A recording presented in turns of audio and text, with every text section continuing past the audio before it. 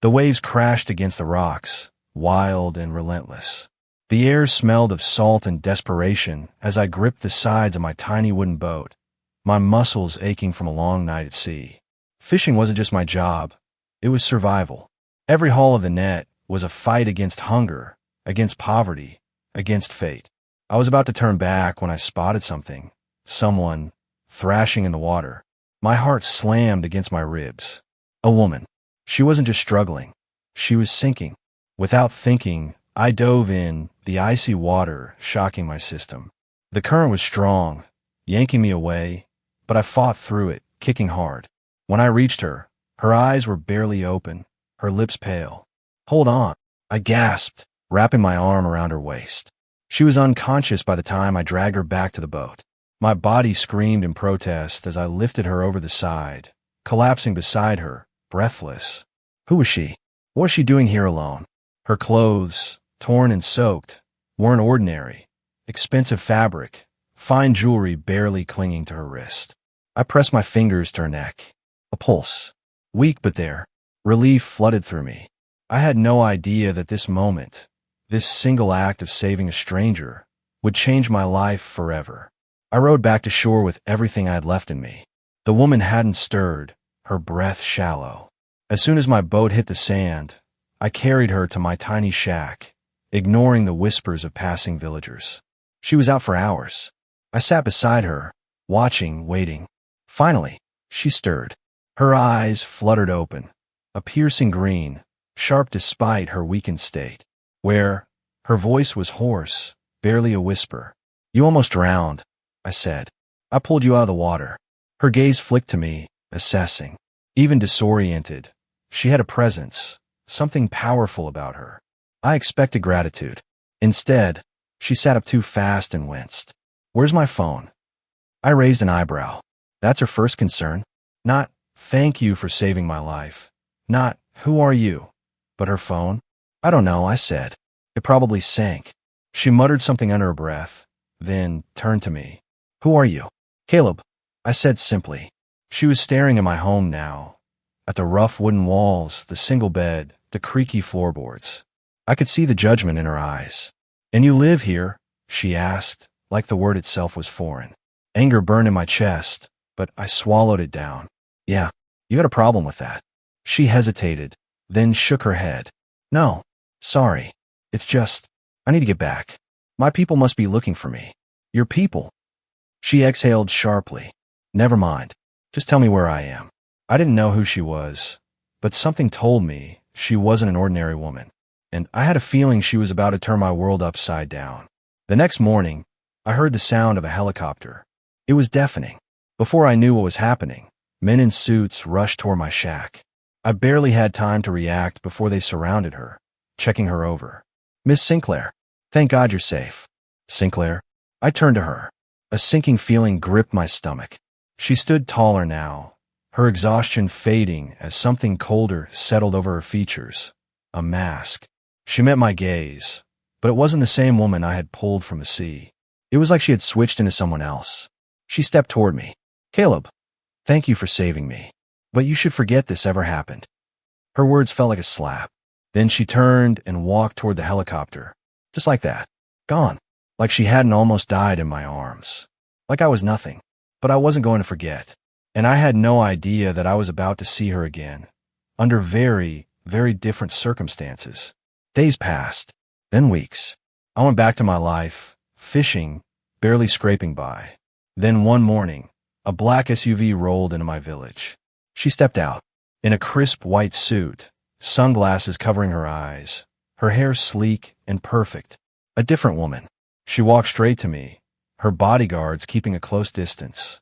"I need to talk to you," she said. I folded my arms. "Funny. Last time, you wanted me to forget you." She sighed. "I was wrong." "You don't say." She took a deep breath. "My name is Evelyn Sinclair. I own Sinclair Global Shipping." My stomach dropped. Sinclair Global. The company that owned half the world's cargo ships. I had saved a billionaire, and she had returned for a reason. "You saved my life," she said, "and I owe you." I frowned. "Oh me." She nodded. "I want to change your life." I scoffed. "Yeah? How?" She stepped closer. Let me show you. And that's how everything began. Evelyn's words hung in the air between us. I want to change your life. I stared at her, searching for any sign that she was joking. But her expression was unreadable, cold, calculated. It wasn't a request. It was a statement. I scoffed, shaking my head. Lady, I don't need charity. She lifted an eyebrow. You think this is charity? I folded my arms. Isn't it? She exhaled, taking a step closer. You saved my life, Caleb. That's not something I take lightly. I'm not here to hand you a couple of bills and walk away. I want to give you an opportunity. An opportunity for what? She hesitated, then finally said, to work for me. I blinked. What? You have a strong will, she said. I saw it when you pulled me out of that water. You fight for survival every single day. That's the kind of person I need on my team. I let out a humorless laugh. I don't belong in your world. You could. Her voice was softer this time. I studied her. This woman was offering me something I'd never had, a way out. But I've been poor my whole life. Rich people like her, they didn't do anything without a reason. What's in it for you? I asked. For the first time, a flicker of something, guilt, crossed her face. Let's just say, I owe you more than you know. That answer wasn't enough. But curiosity gnawed at me. I had nothing to lose. And I had no idea that stepping in her world would be the most dangerous thing I'd ever done. 2 days later, I found myself stepping into a glass skyscraper in the heart of the city. The Sinclair Global shipping headquarters. I felt out of place from the moment I walked through those doors. Expensive suits, cold stares, people moving like sharks, whispering into their phones like they were closing million-dollar deals every second. And then there was me, a fisherman in borrowed clothes. I clenched my fists. What the hell was I doing here? Evelyn walked ahead of me, her heels clicking against the marble floors. Don't look so tense, she murmured. They can smell fear. Not afraid, I muttered. Just don't like being gawked at. She smirked. Good. Keep that attitude. You'll need it. As we stepped into her office, the view of the city stretched below us. It was intoxicating. I had spent my whole life staring at the ocean, never thinking about the world beyond it. And yet, here I was, standing in the center of it all. Sit, she said. I did. She leaned against her desk, arms crossed. I need someone I can trust. Everyone in this building. They'd sell me out for the right price. I frowned. Why me? Because you're not one of them. That answer made my stomach twist. Look, she continued, her tone serious. I won't sugarcoat it. Working for me, it won't be easy. You'll face people who want to destroy me. You'll see how ugly this world can be. And if you can't handle that, walk away now. I swallowed hard. I could leave, go back to my boat, my simple life. But something in me had already shifted. I wasn't the same man who had pulled her from the water. Fine, I said. I'm in. Evelyn smiled. But I had no idea what I had just signed up for. Working for Evelyn wasn't like any job I had ever known. It wasn't just about paperwork or logistics. It was war. She had enemies. Powerful ones. Competitors who would do anything to see her company crumble. And she had secrets, dark ones. At first, I was just watching, learning. Then one night, I overheard something that changed everything. A hushed conversation outside her office. He doesn't know, does he? A man muttered. Not yet. Another voice responded. But if he does, she'll be forced to tell him. My pulse quickened. They were talking about me. I waited for them to leave before stepping into Evelyn's office. She was at her desk, sipping whiskey like the weight of the world rested on her shoulders. We need to talk, I said. She glanced up, her expression unreadable. About what? About whatever the hell it is you're keeping from me. Her jaw tightened. For a moment, she looked like she might deny it. Then she sighed. Sit down, Caleb. I did. Her next words sent a chill down my spine. The night you pulled me from the water wasn't an accident. I froze. She exhaled. Someone tried to kill me. Her confession hit me like a brick to the chest. Someone tried to kill her. She hadn't just fallen off a boat or gotten lost in a storm. She had been pushed. Who? I demanded. She ran a hand through her hair. I don't know. But I have enemies, competitors, rivals, even people in my own company who want to go on. The room felt colder. I thought back to that night. The way she had been unconscious when I found her.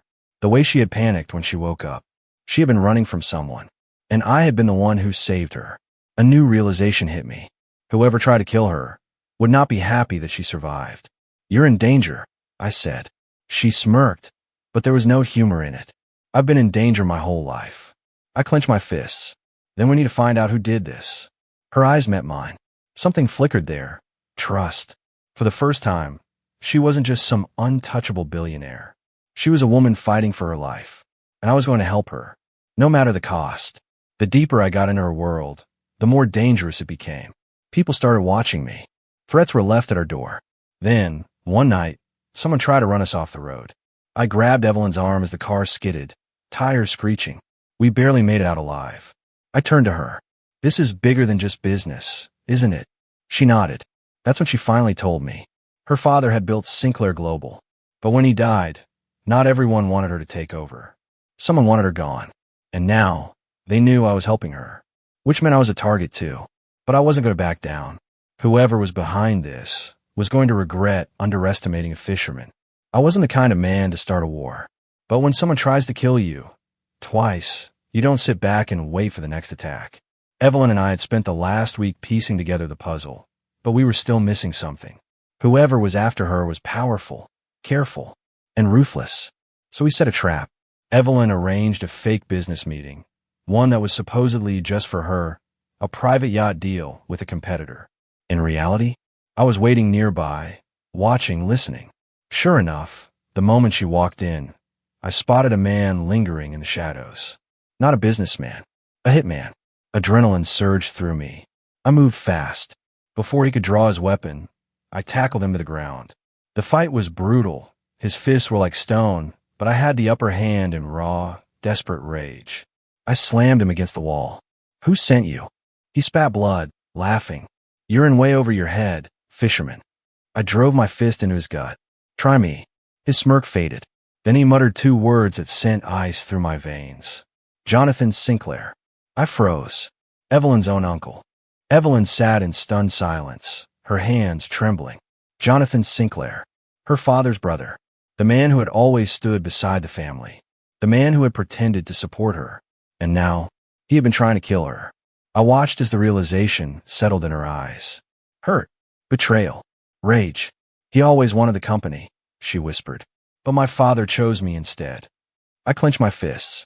And now he's trying to take it, by force. She straightened, her voice cold now. Then we take him down first. I had never seen her like this before. Not just a billionaire, not just a survivor. A warrior. And I was going to fight alongside her. We needed proof. If we went after Jonathan without it, we'd be the ones who ended up destroyed. So we started digging. Evelyn hacked into the company's internal files, and I did the dirty work, tracking down people who had worked with him. And what we found, Jonathan had been embezzling money for years. Millions.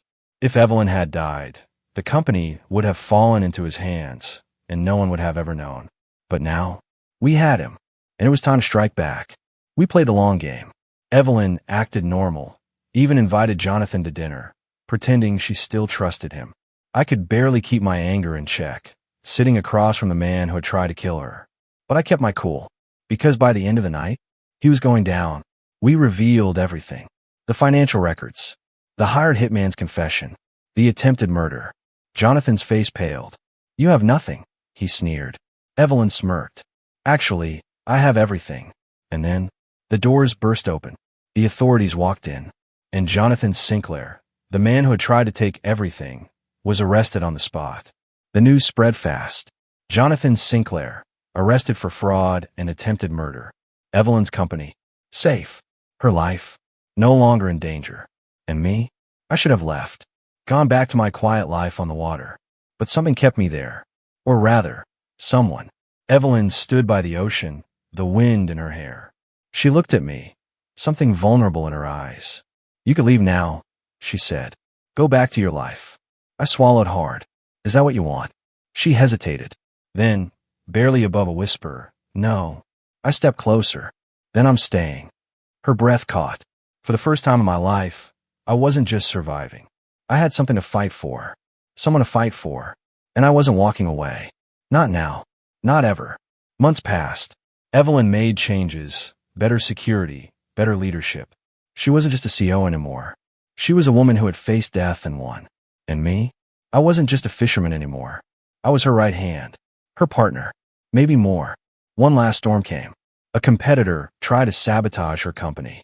We fought back, together. And this time, we won. For good. One day, I went back to my village. People looked at me differently now. Not as the poor fisherman, but as a man who had fought for something bigger than himself. And I made a decision. I used part of the wealth Evelyn had given me to rebuild the village. New boats, new homes, a fresh start for everyone. Because kindness, it matters. And the boy who had once had nothing, now he had everything. Years later, people would tell the story of the fisherman who saved a drowning woman, of the billionaire who changed his life, and of the two of them who built something unforgettable together. Because sometimes fate isn't just about survival. Sometimes it's about finding where you truly belong. And I found mine, beside her, forever.